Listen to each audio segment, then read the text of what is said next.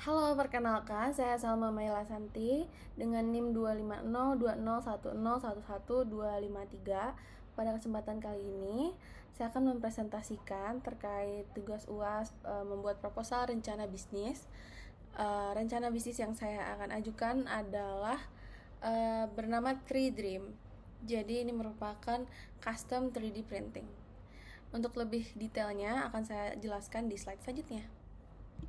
Ada 5 hal yang akan saya bahas di presentasi kali ini. Yang pertama terkait latar belakangnya, kemudian siapa yang akan menjalankan bisnis ini, kapan bisnis ini akan dijalankan, mengapa bisnis ini dipilih, dan terakhir bagaimana bisnis ini dikelola, dari mulai modalnya dari mana, organisasi, dan operasional, agar semuanya berjalan dengan lancar sesuai rencana.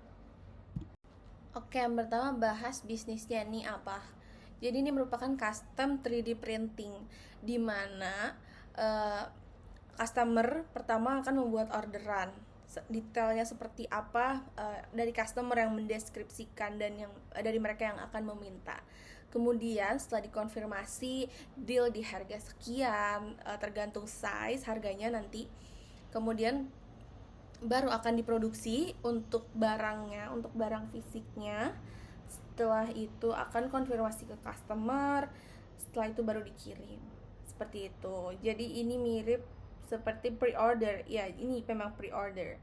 Dan barang nantinya itu fisiknya akan bisa berupa banyak hal ya. Bisa phone holder, bisa hard case for handphone, terus ada juga mungkin di keychain atau misalnya caps dari keyboard mechanical.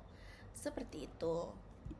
Dan untuk latar belakangnya sendiri gitu, 3D printing ini merupakan tools yang sangat unggul ya, terutama untuk produksi massal nantinya. Jika melihat jangka panjangnya, jika bisnis ini sukses dan berhasil, dibandingkan dengan produksi massal yang manual menggunakan cetakan atau mold yang lumayan membutuhkan banyak resource dari manusia, dari human resource. Untuk 3D printing sendiri itu, terutama untuk bisnis yang baru, masih skala kecil, ini cukup 1 orang di awal. Dan misal masih 1 unit untuk toolsnya juga, untuk printernya juga, itu masih sangat oke gitu. Nah, oleh karena itu, pendirinya pun masih bisa untuk menjalankan semuanya sendiri, dari mulai menerima pesanan, eh, kemudian untuk printingnya, dioperasikan alatnya sendiri, kemudian untuk dicek kualitasnya apakah sudah oke atau ada kegagalan dalam printingnya nantinya, atau ini bagian quality controlnya, itu masih bisa dilakukan sendiri, terutama masih pada tahap awal memulai bisnis. Tapi ketika nanti sudah mulai banyak orderan, apalagi orderan yang langsung banyak gitu secara massal atau masif, bisa rekrut 1 sampai 2 orang, atau juga bisa menambah dari alatnya itu sendiri. Nah, kelemahan dari ini tuh karena kewajibannya nggak terbatas ya, karena masih sendiri. Jadi mungkin aja kalau misalnya tiba-tiba ada orderan yang membludak, itu bisa sangat merepotkan untuk 1 orang. Dan untuk rencana jangka menengahnya nanti akan bertransisi ke CV atau PT saat skalanya sudah membesar, untuk memperoleh kewajiban terbatas dan akses melalui modal yang lebih luas, dan juga struktur organisasinya yang lebih jelas.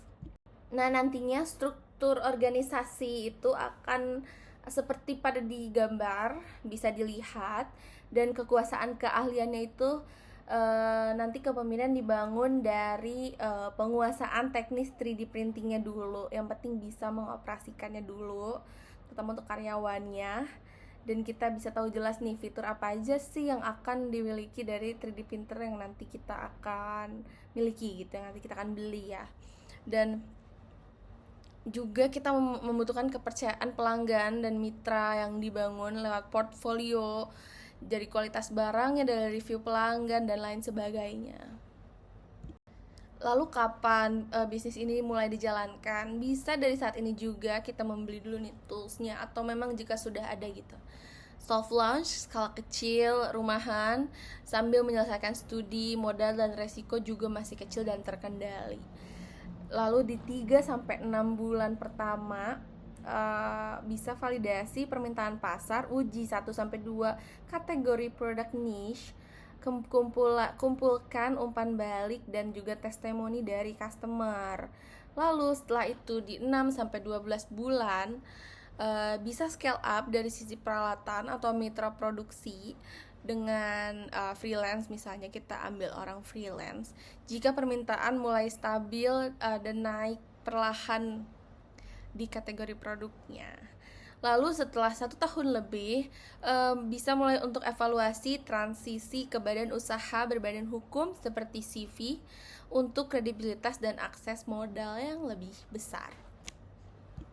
Lalu kenapa bisnis ini yang dipilih? Pertama, nilai pasar 3D printing global itu naik, yang asalnya dari 20,37 miliar USD diproyeksikan akan naik ke 88,2 miliar USD pada tahun 2030 mendatang.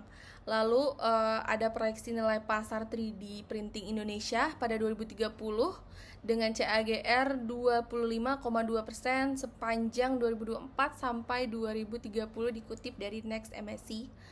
Lalu juga harga printer nih, harga printer itu sudah cenderung terjangkau di pasar Indonesia, jadi modal ini sangat oke untuk pemula atau UMKM. Dan tarifnya juga terhitung murah. Ini tuh nanti bahannya akan terbuat dari seperti plastik, jadi ini akan ringan. Jadi per gramnya itu hanya senilai sekitar ya 1.750. Ini akan bervariasi juga mungkin harga per gram ya, tergantung printer yang nantinya akan digunakan, dan mungkin juga nanti kedepannya akan punya variasi itu. Jadi untuk customer yang ingin harga murah bisa menggunakan 3D printer A, kalau yang mengutamakan kualitas 3D printer yang lebih bagus, seperti itu. Lalu juga dari tren personalisasi, orang ingin dirinya eksklusif. That's why kata custom itu akan terlihat lebih menarik pasar gitu, terutama anak muda Gen Z ya, seperti itu. Dan untuk datanya dapat dibaca di PowerPoint.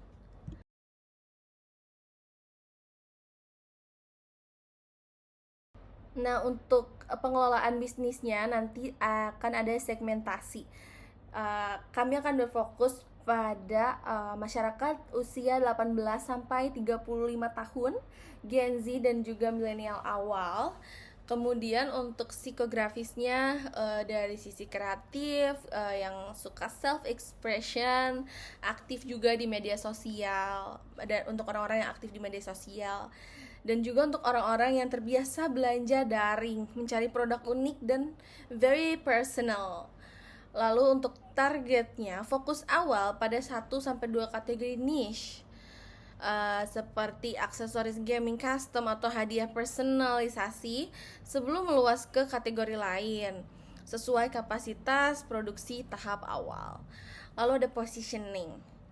Produk personal, terjangkau, dan bermakna, dibedakan dari barang massal generik lewat sentuhan personalisasi, nama, desain, dan itu akan jadi milik pelanggan itu sendiri.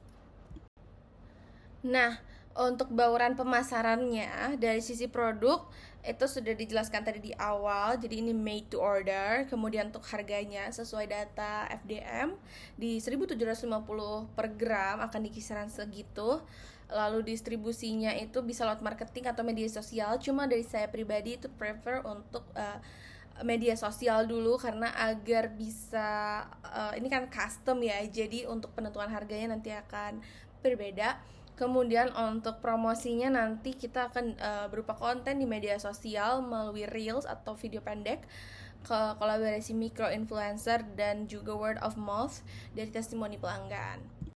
Nah, lalu untuk proses produksinya ini sebenarnya sudah saya jelaskan di awal, bisa dibaca lagi aja untuk prosesnya. Dari tadi sudah membahas untuk modal awal itu terhitung terjangkau. Berikut adalah detailnya seperti ini, sekitar kurang lebih 4,5 juta sampai 7 juta rupiah. Ini untuk modal awal. Selanjutnya di fungsi manajemen, yang pertama perencanaan. Tim perencanaannya akan menetapkan target penjualan bulanan, dan juga rencana pengembangan kategori produk baru secara bertahap. Lalu ada pengorganisasian, di mana pembagian peran desain, produksi, pemasaran, dan pengiriman ini akan dilakukan walau masih dalam tim kecil ataupun freelancer. Lalu ada pengarahan, di mana komunikasi terbuka ke mitra atau reseller, standar kualitas dan SOP produksi yang jelas untuk menjaga konsistensi.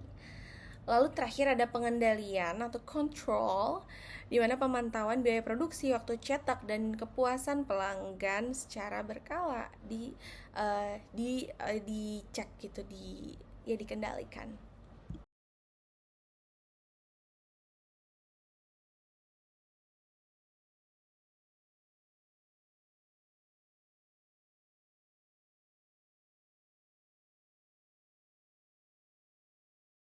Baik, sekian yang dapat saya sampaikan. Terima kasih sudah menyimak dan semoga bisnis ini dapat terwujud, dapat kita wujudkan dan sukses.